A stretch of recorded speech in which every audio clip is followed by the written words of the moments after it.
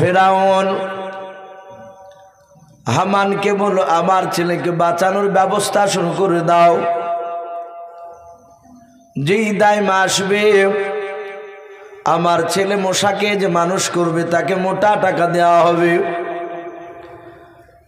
হামান রাজ দরবারে গিয়ে বাপজি প্রচার শুরু করে দিল। গই গ্রামে বাপজা আপনার ঢোল পিটিয়ে দিল, কে আছো? আমার বাদশাহ ফেরাউনের ছেলেকে কে মানুষ করবে?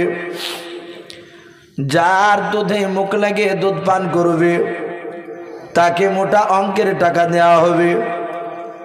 এক না দুই না, বাপজি প্রায় 750 মতো বাপজি দাইমা হাজির হলো। এক এক করে বাপজি সবারই বাপজি স্তন মুখ লাগায়, কিন্তু মুসা নবী পয়গম্বর আলাইহিস সালাম কারো স্তন মুখ লেগে বাপজি দুধ টানে নাই। বলুন সুবহানাল্লাহ। মুসা নবী মায়ের দিকে তাকায়, যেই মেয়েটা মুসা নবীকে কোলে নেয়, মুসা নবী তাকিয়ে দেখে ইনি আমার জনম দক্ষিণে মা নয়। এত চেষ্টা করে বাপজি খাওয়াতে পারে না, মুসা নবী শুধু কাঁদে। এইভাবে বাপজি আপনার কয়েক শুধু বাপজি দাই মারাও, সবাই বাপজি আপনার ফেলোয়ার হয়ে গেল, কেউ খাওয়াতে পারলো না। ফেরাউন এতক্ষণ বাবা ওই বাক্স থেকে বাপজি মুসা নবীকে তোলার আগে মুসা নবীকে মারা নিয়ে ব্যস্ত পড়েছিল, কিন্তু এবার মুসা নবীকে বাপজি বাঁচানো নিয়ে বাপজি ব্যতিব্যস্ত হয়ে পড়েছে। ঘাম কপাল দিয়ে বেড়ে গিয়েছে। চিন্তা করে বলো না, শিয়াও আমার ছেলে মুসাকে মনে হয় আর বাঁচাতে পারা যাবে না। ফেরাউন বলল, কেউ কি নয় আমার দেশি বাচ্চাকে দুধ খাওয়ানোর মতো দাইমা। হঠাৎ করে বাপজি মরিয়ম দূর থেকে দেশখানা দেখতেছিলাম। মুসা নবীর বোন এ মরিয়ম বাপজি আপনার অজানার ভান করে গিয়াও ডাক দিয়ে বলেছিল, ওগো বাদশা নামদার, আমি অনেকক্ষণ দূরে দেখলাম অনেক মেয়েরা তোমার ছেলেকে দুধ খাওয়ানোর জন্য নিয়ে গেল, কারো স্তন মুখ লেগে দুধ পান করে না। যদি কিছু মনে না করো, আমার বাড়ির পাশে এমন একটা দাইমা জানা আছে, আমার সেই দাইমাটা আমার ধারণা তোমার বাচ্চার কাছে নিয়ে আসলে ওই বাচ্চাটাও আমার ওই তাই তোমার মুসা ছেলে ওই দাইমার দুধ না খেয়ে থাকতে পারবে না। বলুন সুবহানাল্লাহ। ফেরাউন ঝাড়িয়ে ধরো, বলে তোর নাম কি? বলে আমার নাম মরিয়ম। বলে আমি কয়েক ঘন্টা ধরে ছটফট করছি, তাড়াতাড়ি ডেকে নিয়ে আয়। হযরত মরিয়ম বাপজি সুজা দৌড়ে বাপজি চলে যাচ্ছে। ওইদিকে মুসা নবী মরিয়মের মা দরজার গুড়িতে দাঁড়িয়ে দাঁড়িয়ে শুধু অপেক্ষা করছে কখন আমার মরিয়ম বেটে এসে বলবে বেটা কি অবস্থায়। হযরত মরিয়ম দৌড়ে গিয়ে বলেছিল মা।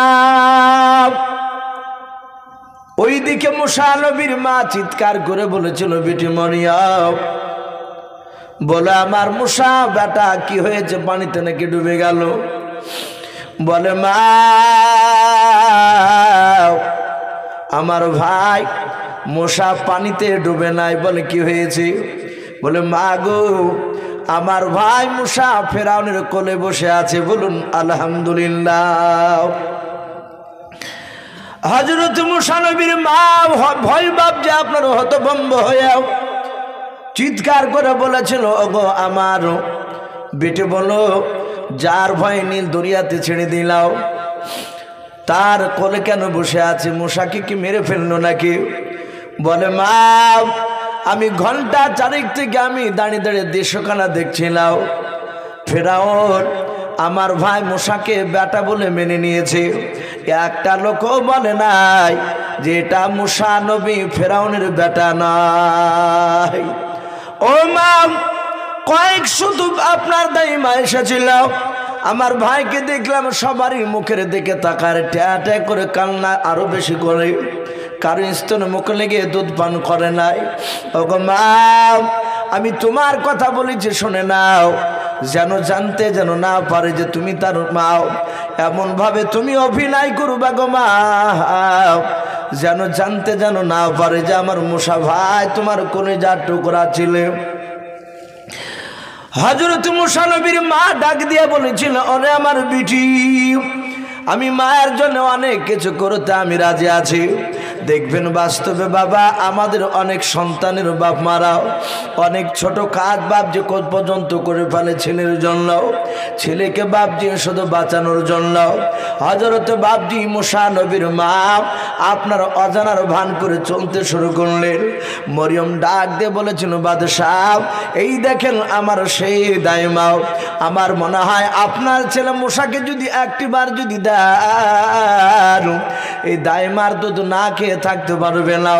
হযরত মুসা নবীর মা ডাক দিয়ে বলল, বাদশাহ আশা করি আমার স্তনে মুখ লাগে আপনার ছেলে দুধ পান করবে।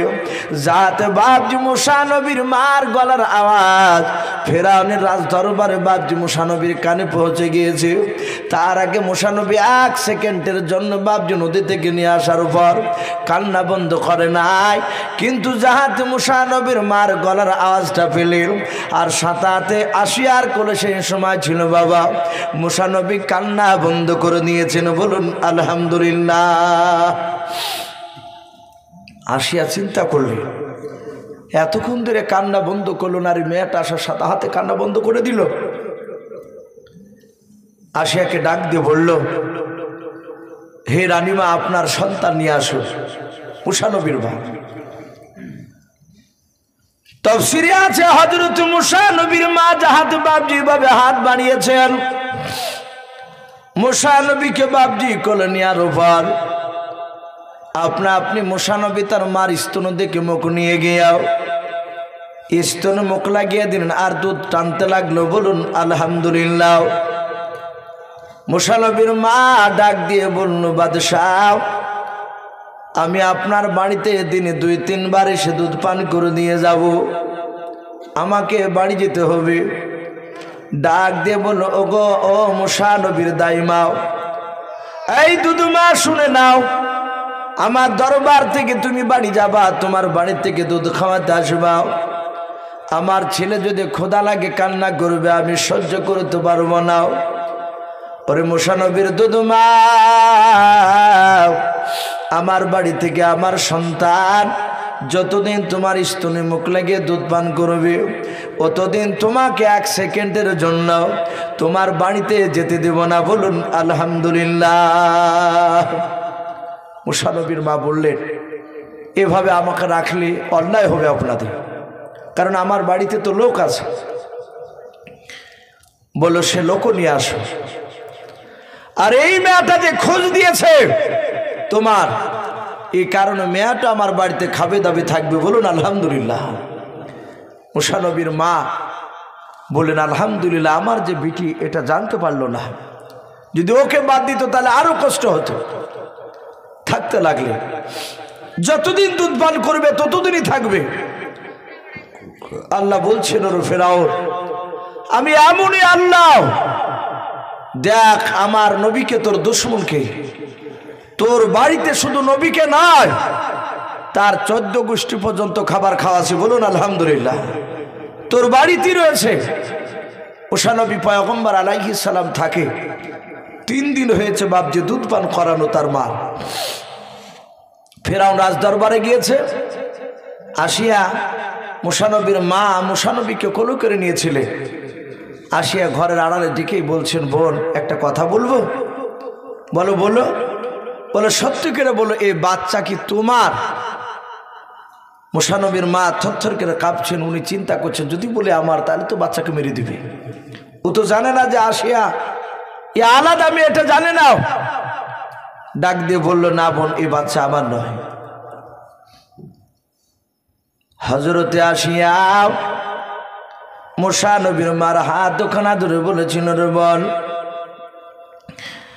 এই বোন আমার এটা সন্দেহ রয়েছে প্রথম দিন থেকে নিয়েও, যখনই তুমি আমার রাজ দরবারে এসে তুমি কথা বললেও আর আমার ছেলে আমার কোল থেকে কান্না বন্ধ করে দিলাও, আমি সেদিন থেকে ধারণা করেছি রে বোন, এ বাচ্চা অন্য কোনো মেয়ের নাই, তোমারই বাচ্চাও।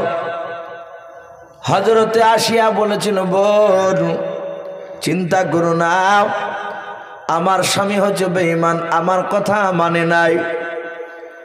আমি চাই তোমার এই সন্তান যেন বড় হওয়ার পর আমার স্বামীকে যেন ধ্বংস করে দেয়। মুসা নবীর মা দেখলেন এ তো পুরো কেসটাই উল্টে, এ তো ওর লোক না।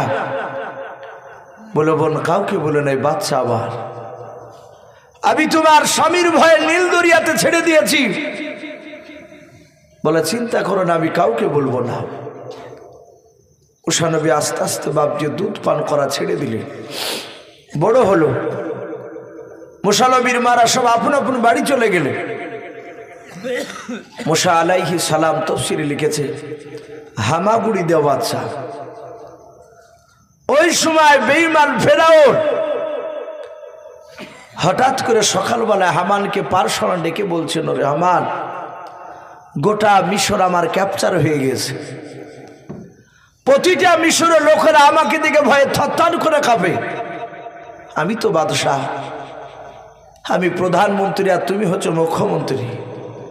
হামান বলল তা ঠিক, তোমার চেয়ে আমার ক্ষমতা বেশি। ফেরাউন বলছে, হে হামান, আমার মনের বড় তামান্নাও আমি এই মিশন নাই, গোটা পৃথিবীর মধ্যে আমি একজন খোদা দাবি করব, আমি আল্লাহ হব, আমি রব হব। বলো এটা করলে কেমন হয়? হামান বলল, বাদশাহ, এ তো আমি বললে শুধু একা হবে না, গোটা এলাকার লোককে মানা লাগবে। তাহলে আপনি রাজ দরবারে গিয়ে কথাটা তুলে ধরুন, লোকেরা কি বলে তাহলে বুঝতে পারবে যে আপনাকে চাইছে কি চাইছে না। খোদা বলে ফেরাউন বলে আগামীকালকে সভা ডাকো। সভা ডাকলো হামান। ফেরাউন প্রধান বক্তা, হাজার হাজার লক্ষ লক্ষ লোকের সামনে ফেরাউন বলে, আমি তোমাদের কাছে আল্লাহ দাবি, আল্লাহ ডাকতে শুনতে চাই। আমাকে আল্লাহ বলে ডাকবে কিনা বলো। ফেরাউনের দরবারে বাপজি তার শ্রোতাদের মধ্যে থেকে, প্রজার মধ্যে থেকে দুটো প্রজা উঠে বলল, হে বাদশাহ নামদার, আপনাকে আমরা খোদা বলে মানতে রাজি আছি, কিন্তু একটা শর্তের ওপরে।